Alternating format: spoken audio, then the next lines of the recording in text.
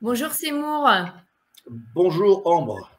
merci beaucoup de d'avoir accepté cette interview pour parler de ton dernier livre, L'énergie, une force de guérison.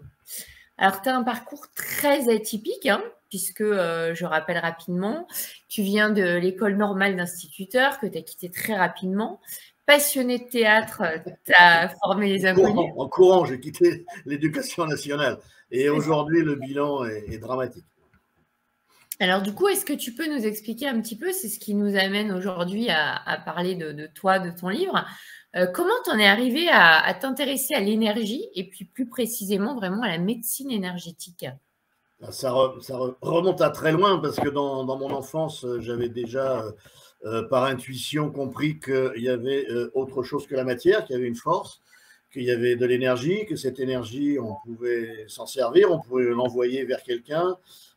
J'étais sensibilisé à la maladie des autres parce que moi-même, je suis né malade.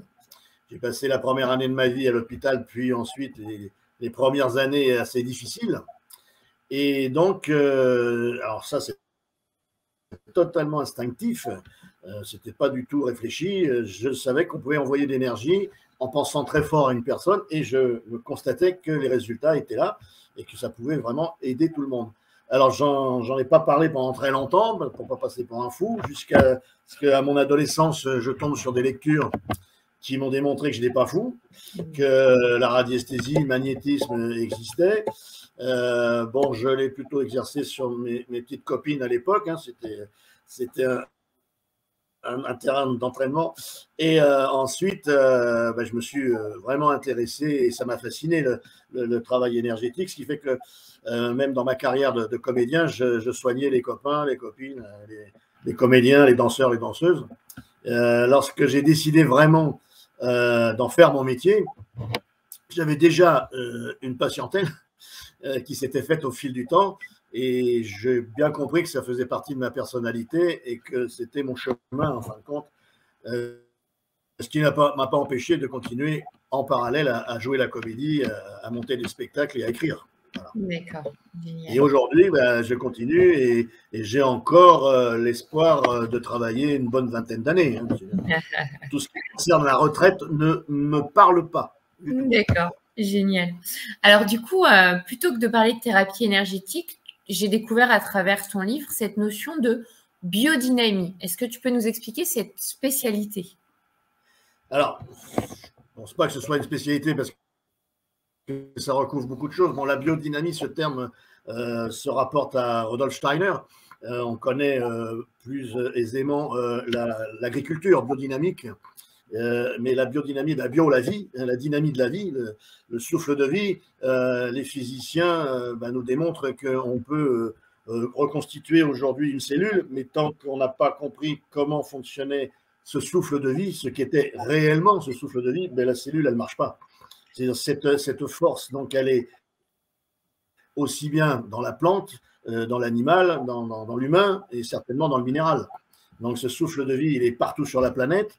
L'état de santé, c'est un accord. Il faut savoir que l'état de santé, c'est un accord avec le champ magnétique terrestre. Voilà. Quand on est malade, c'est qu'on est décalé du champ magnétique terrestre.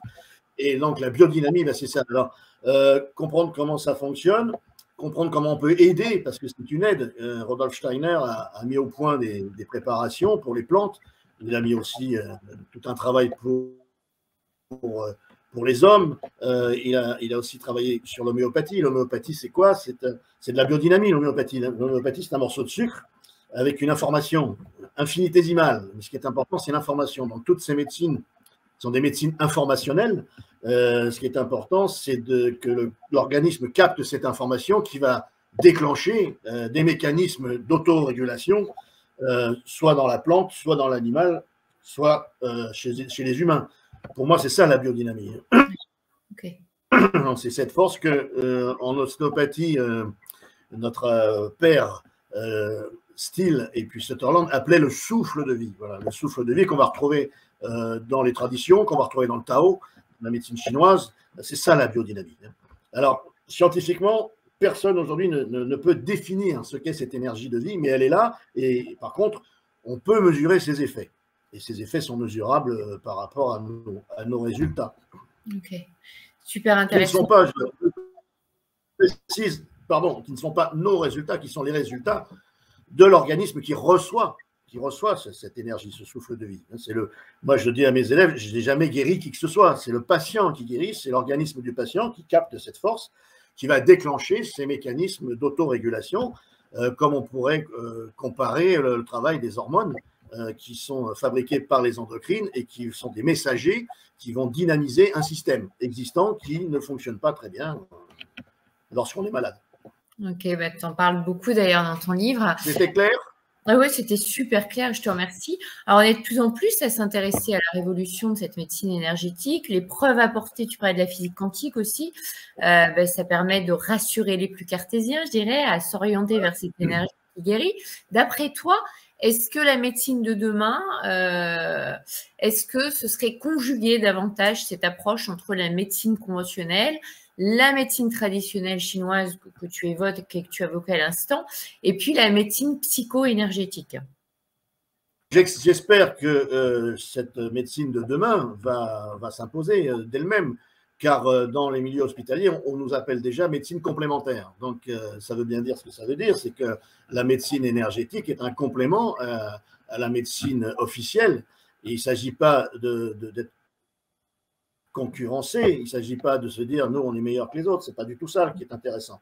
On est vraiment complémentaires et je l'ai prouvé depuis des années puisqu'en travaillant en milieu hospitalier, au bloc opératoire, en travaillant dans des centres de personnes amputées, bon je ne vais pas faire la liste, mais on a vraiment apporté une complémentarité qui sera, j'espère, reconnue en général, dans la généralité, si vous voulez, si tu veux, par la science et surtout les autorités. Alors, on sait aujourd'hui quand même que ça bouge. Alors, en France, c'est toujours plus lent qu'ailleurs, mais ils acceptent la sophrologie, l'hypnothérapie, l'acupuncture et puis nos méthodes que nous proposons dans les hôpitaux.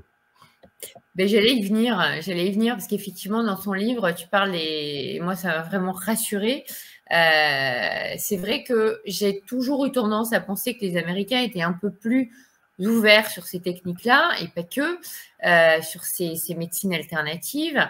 Et finalement, je me rends compte que, tu vois, il y a peu de temps, j'ai interviewé Swan qui travaille beaucoup avec des instituts de recherche, avec la sonothérapie. Je me rends compte que toi, tu interviens à la clinique Arago pour proposer ta méthode. Tu collabores avec la clinique Saint-Jean-de-Dieu. Tu as cité l'hôpital Georges Pompidou et Sainte-Anne comme des adeptes de la méditation au chaud pour leurs patients. Est-ce que tu peux nous décrire un petit peu comment sont nés ces partenariats et bien sûr en quoi consiste ta méthode à toi avec ces établissements de santé? Alors, les partenariats sont tous nés de la même façon, c'est-à-dire c'est une question de personne, une question de rencontre. Si on rencontre la bonne personne et qu'on parle de la même chose, qu'on se comprend, eh bien, ça a toujours été vraiment un résultat positif par la relation personnelle, non pas par la relation directe avec l'Institut. Dans mon histoire, ça s'est toujours passé comme ça. Je cite le premier professeur qui nous a ouvert le bloc opératoire, le professeur Wang, je le cite dans plusieurs de mes livres, et puis je le vois toujours, il vient se faire soigner dans mon cabinet. C'est quelqu'un qui est totalement ouvert et qui comprend ce qui se passe. La relation, elle s'arrête aussi, il faut le savoir, quand les personnes changent. On a eu ce drame, j'appelle ça un drame, c'était à Valenton, dans l'Institut Robert Merle d'Aubigné, Robert Merle d'Aubigné, il faut le dire, c'est en deux fois, il faut répéter. Robert Merle d'Aubigné, où on travaillait avec les personnes amputées sur le problème des douleurs fantômes. Le directeur était un homme très intelligent, très ouvert, qui aussi avait étudié la physique quantique, il savait très bien ces choses-là. Il était médecin, il nous a ouvert les portes, on a travaillé pendant plusieurs années, c'était formidable. Et le problème, il est parti à la retraite et la personne qui l'a remplacé ne comprenait rien du tout à ce qu'on faisait et n'a surtout pas voulu essayer de comprendre.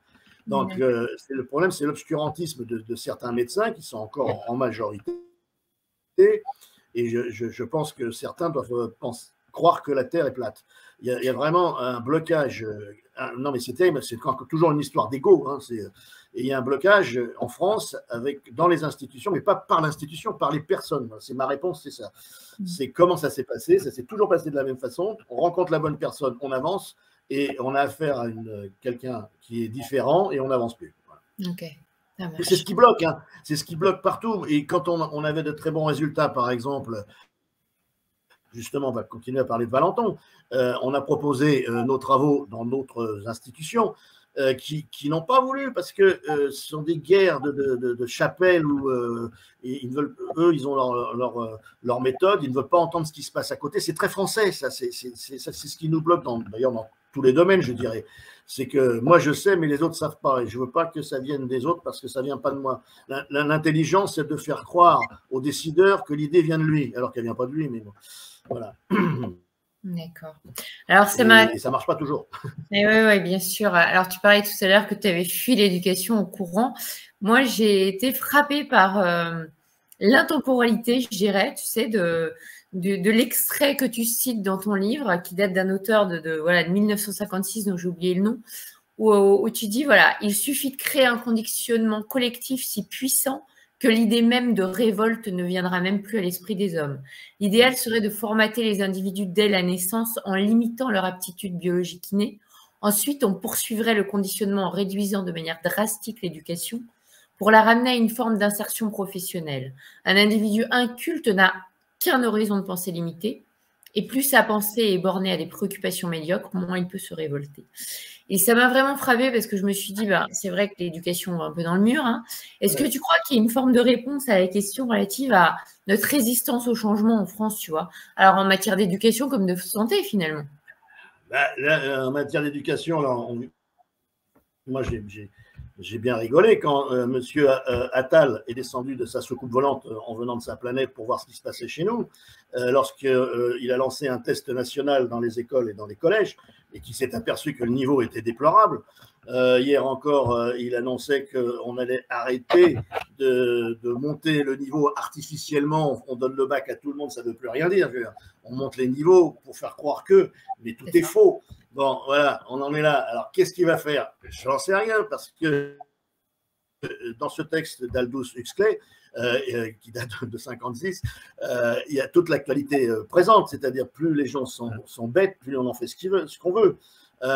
L'histoire du vocabulaire, plus le vocabulaire se réduit, plus la pensée se réduit. C'est ça qu'il faut comprendre. Et le vocabulaire de la jeunesse aujourd'hui, c'est très grave. Le QI est en chute libre.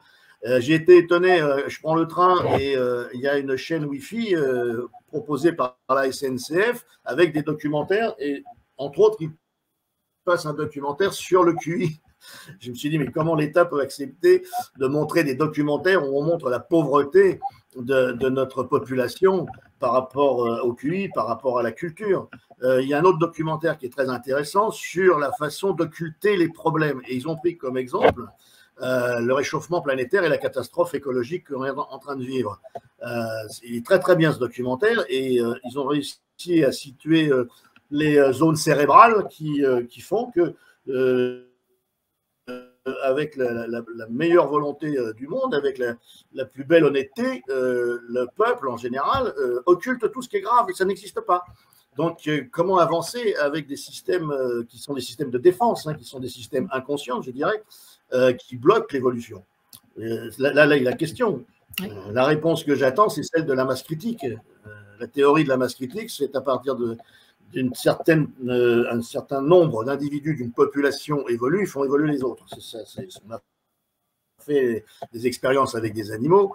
Et Rupert Sheldrake, par exemple, qui est un type formidable, un biologiste qui se bat sur sa théorie des champs morphiques depuis je ne sais pas combien d'années, 50 ans, il est assez âgé, mais toute sa vie, il s'est battu pour démontrer que l'inconscient collectif, que nous sommes tous reliés et que cette pensée et cette vibration d'évolution, lorsqu'elle est intégrée par un certain nombre de membres d'une population, elle fait évoluer toute la population. Donc ça ne passera pas par l'éducation nationale, ça passera par un autre système qui est plus invisible, qui est plus énergétique justement, biodynamique, comme lorsque l'homme a découvert la roue sur la planète, on s'est rendu compte que c'était à peu près la même période, dans des régions totalement différentes, très, très, très éloignées, et avec aucun moyen de communication. Donc il y a vraiment un champ vibratoire, et c'est ce qu'on espère, un champ vibratoire de l'humanité et de la planète qui s'élève, et qui permettra de d'élever un maximum d'individus de la population. Mais là, on est dans un creux où vraiment, à ce niveau-là, c'est catastrophique. Merci pour ta réponse super complète. Je reviens, je me ressens un peu sur ton livre parce que c'est une Bible et j'ai trouvé vraiment énormément d'éléments de réponse. Il est passionnant. Tu parles de la chimie du corps et tu dis que le fœtus, il produit sa chimie en fonction de sa mère, qui sont créées par ses émotions, qui réagit en fonction de la sécurité, le bon pour la vie, le mauvais pour la vie. Tu dis que la chimie de la mère, elle se mémorise comme un programme dans l'enfant qui sera dépendant de, en fait, de toute sa vie de cet enfant. J'ai retrouvé toutes les idées clés du projet Sens en psychogénéalogie, de l'empreinte de naissance citée par Brébion et bien d'autres. Et tu expliques à quel point, en fait, il enregistre tout comme une éponge et que s'il n'en prend pas conscience, s'il ne déprogramme pas certaines mauvaises pensées, je mets des guillemets à mauvaises, quoi. Tu dis jusqu'à l'âge de 7 ans, l'enfant, c'est une éponge qui enregistre toutes ces informations dans son environnement et il ne fait pas le tri. Ce qui fait qu'il va reproduire des schémas, les schémas de ses parents, si jamais il ne change pas sa programmation. Donc, ma question, c'est déjà comment prendre conscience de ces programmations et puis surtout, toi, à travers ton accompagnement au quotidien, comment tu accompagnes les gens à changer leur programmation? Alors, c'est très complexe. Alors, là, on va reprendre les théories de Bruce Lipton. Bruce Lipton, donc ce biologiste américain qui défend donc ces techniques qui permettent d'atteindre le subconscient. D'après Bruce Lipton, 95% de nos actes et de nos pensées proviennent du subconscient. Ça nous laisse 5% de conscience. Oui. Donc, dans cette conscience, qu'est-ce qu'on fait? Et on se rend compte qu'on a des programmes. Nous sommes des ordinateurs. J'ai le programme la peur des araignées. Bon. Alors, j'ai ma conscience qui me dit mais non, c'est complètement idiot, une araignée n'a jamais mangé un humain. Mais comme j'ai le programme peur des araignées, lorsque je vois une araignée, j'ai l'émotion qui précède la pensée, va déclencher tout un système d'adrénaline, etc. dans mon corps, un système de défense. Bon, ça, c'est le programme. Je suis conscient de ça. Bruce Lipton nous explique bien que le problème, c'est que le mental ne peut pas communiquer avec le subconscient. Il n'a pas les mêmes moyens d'apprentissage. Alors, qu'est-ce qu'on va faire? On va essayer de communiquer avec lui. Et aujourd'hui, on a heureusement la chance d'avoir des techniques, des méthodes qui nous permettent de le faire. Nous avons l'hypnothérapie, l'EFT, l'EMDR et les médecines énergétiques. Ce qui se passe en ce qui me concerne dans la méthode que j'utilise, c'est que fréquemment, des patients vont me dire au bout de quelques séances, je ne vous ai pas dit que j'avais peur des araignées, on n'en a jamais parlé, mais depuis que je viens vous voir, j'ai plus peur des araignées. Qu'est-ce qui s'est passé? C'est dans son champ vibratoire, dans son corps énergétique, réside sa psyché. La psyché est là. Et la psyché s'est transformée avec le champ. Le champ s'est transformé, a transformé la psyché, et le programme peur des araignées a disparu sans qu'on n'en ait jamais parlé. Il y a une autre technique qui s'appelle la psychophanie, que j'ai utilisée pendant quelques années, et qui, alors je ne sais pas si on développe, mais c'est dans un de mes livres, la psychophanie. Donc, c'est une technique à travers la main et un clavier qui permet de communiquer avec le subconscient et surtout de lui permettre à lui d'évacuer ses traumatismes, ses tensions et permettre donc un contact et une résilience, une guérison du subconscient, c'est-à-dire la libération d'un programme qui nous empêche de vivre. Et nous sommes vraiment des ordinateurs, la comparaison est très juste et l'important, et ça c'est déjà le premier pas, c'est d'en prendre conscience, de se dire que je ne suis pas mon mental, il n'y a pas dans ma vie, dans mon entité, que le mental qui prend une place énorme, et il y a d'autres niveaux de conscience qui font que je peux vivre autrement et me libérer de ces programmes. Il y a des bons programmes, mais il y a des mauvais programmes, et c'est ceux qui nous empêchent de vivre et qui nous entraînent vers la maladie, la plupart du temps. Oui, tout à fait, oui. D'ailleurs, j'ai beaucoup aimé ton image du singe affolé dans sa cage. Je t'ai adoré. Ah ben ça, c'est pas de moi, ça c'est la médecine chinoise qui compare le mental à un singe affolé dans une cage. C'est ça, c'est exactement ça. Et patati et patata. Alors, moi, je me réfère beaucoup à Eckhart Tolle aussi, qui a fait un travail formidable sur le pouvoir du moment présent. Présent, qui, justement, doit nous isoler de ce pouvoir de cette dictature du mental. Ouais. Et très important pour chaque individu de bien situer qu'est-ce qui vient de mon mental par rapport à mes automatismes, à ces programmes, qu'est-ce qui est vrai, qu'est-ce qui est réel et ce qui ne l'est pas. Là, j'ai dit tout à l'heure, l'émotion précède la pensée. C'est très important de comprendre ça. Et c'est prouvé scientifiquement, hein, ça peut rassurer les rationnels.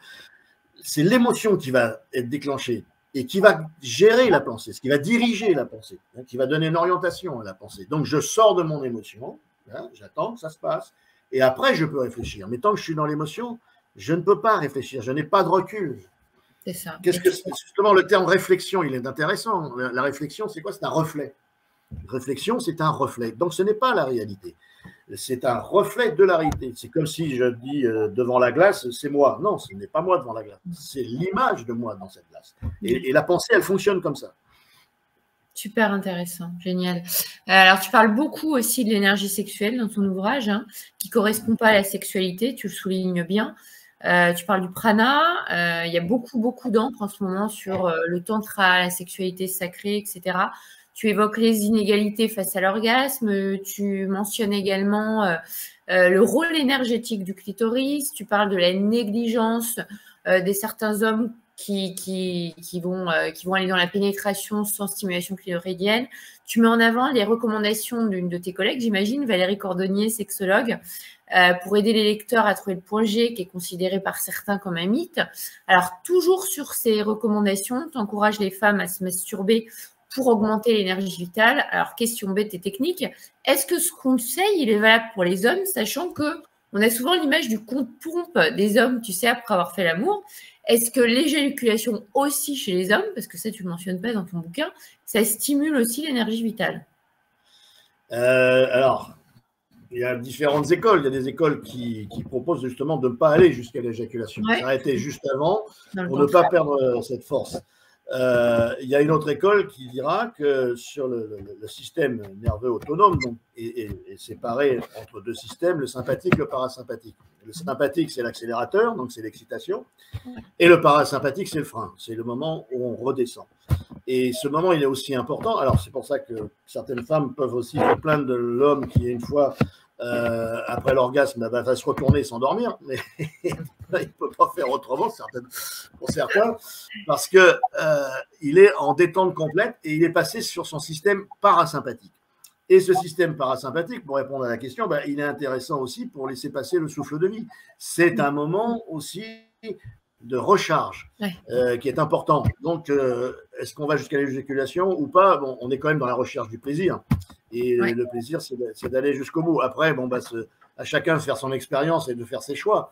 Mais même si l'énergie, on pense que l'énergie s'est vidée et on est en perte d'énergie, il faut comprendre aussi qu'on est aussi en phase de récupération. Et qu'on a libéré, grâce à ça, comme le singe, le botobo, on a libéré des tensions, peut-être des colères, peut-être tout un tas de choses.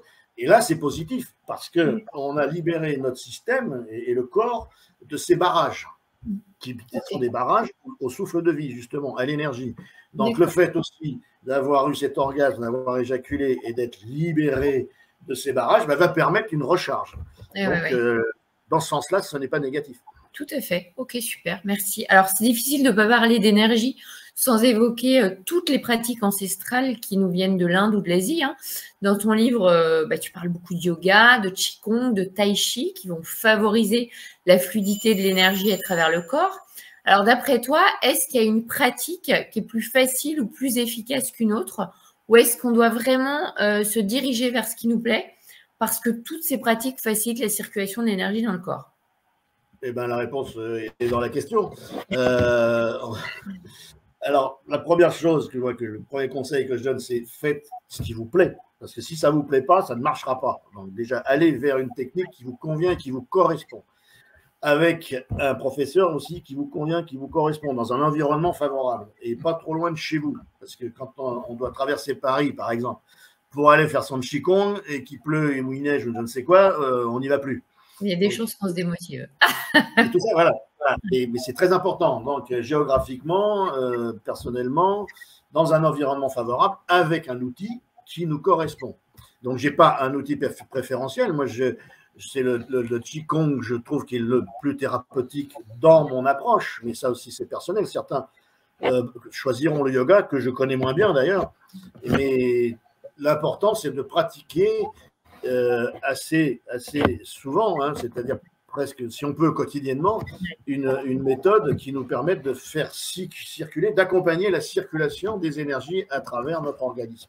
La méditation, ça ne demande pas grand-chose, hein, c'est une technique qui est très simple à mettre en place, mais très compliquée, puisqu'elle demande, on revient au sujet précédent, un arrêt du mental, enfin, un arrêt, un retrait. Un retrait du mental pour atteindre un autre niveau de conscience. La méditation, c'est très facile à mettre en place.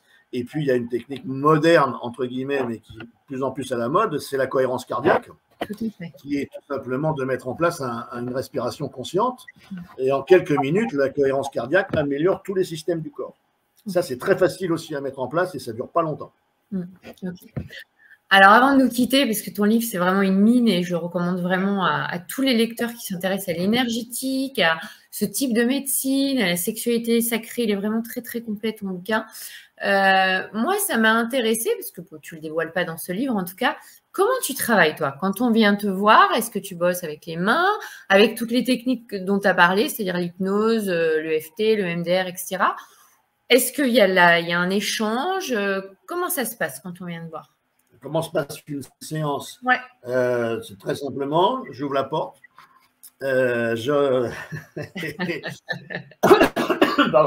j'accueille la personne. L'accueil est très important. Je pense que le premier contact est très important. La mise en confiance. Si le patient n'a pas confiance, il ne se passera rien, peu importe la méthode. En tout cas, ça freinera les effets. Il y a un dialogue. Je dis, racontez-moi votre histoire. Et puis ensuite, tout simplement, les patients s'allongent sur la table et j'utilise les prises de base de l'ostéopathie crânio-sacrée. Donc, je mets les mains sur le crâne, différents endroits du crâne, et puis ensuite sur le sacrum, l'axe central, un crânio-sacré, et localement, lorsqu'il y a des problèmes locaux sur des articulations ou des organes, qui sont tous reliés à la colonne vertébrale, et je vais finir par regarder la colonne vertébrale et accompagner l'énergie pour libérer les tensions qui correspondent à une vertèbre qui est liée à un organe. La base, une des bases fondamentales de l'ostéopathie, c'est l'organe dépend de la structure, ce qui veut dire que le fonctionnement de nos organes dépend de la mobilité et de la souplesse de la structure. Ce qui nous intéresse, c'est comment l'énergie circule. C'est une approche thérapeutique énergétique, quantique. Bon. C'est-à-dire que avant tout, nous sommes un corps énergétique.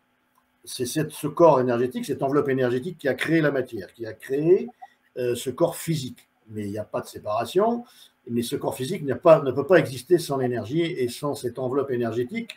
En travaillant avec les personnes amputées, j'ai pu démontrer qu'on a vraiment cette enveloppe et que si l'amputé a des douleurs sur un membre qui n'existe plus, c'est parce que son champ vibratoire est encore présent. Et c'est ce champ qui a créé la matière ou qui ne l'a pas créé, car un enfant qui va naître sans bras, mais va peut-être aussi, hélas, sentir des douleurs de ce bras. Donc le champ énergétique n'est pas allé jusqu'au bout de la formation de la matière, mais le champ est là. Et l'enfant qui n'a pas de bras va sentir ce bras, qui n'a jamais existé. Mais ce champ a existé. Et lorsque le champ est perturbé, il envoie des signaux au cerveau qui sont traduits comme de la souffrance, comme de la douleur. La douleur, il faut bien comprendre que c'est un signal d'alarme. Ce n'est pas pour nous embêter.